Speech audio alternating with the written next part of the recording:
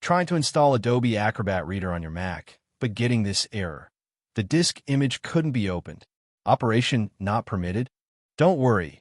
I faced the same issue today, and I'll show you exactly how to fix it. The problem. So, I downloaded Adobe Acrobat Reader on my MacBook Pro, but every time I tried to open the DMG file, it just wouldn't open.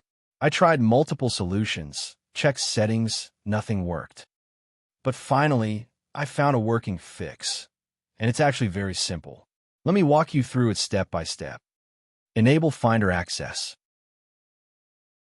First, go to System Settings on your Mac.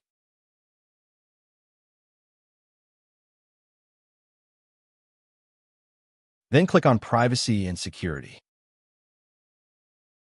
Scroll down and open Full Disk Access.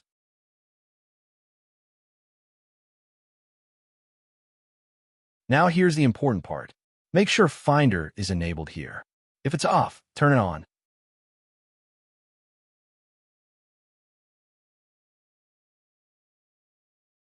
After that, restart your Mac once. This step is important. Don't skip it. If the issue is still not fixed, try this. Remove all Adobe applications from your Mac. Also make sure to empty the trash completely. Then restart your Mac again.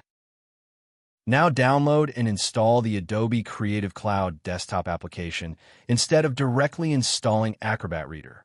From there, you can install Acrobat without any issue. And that's it. Your problem should be fixed. If this video helped you, don't forget to like, subscribe, and share it with others facing the same issue. Thanks for watching.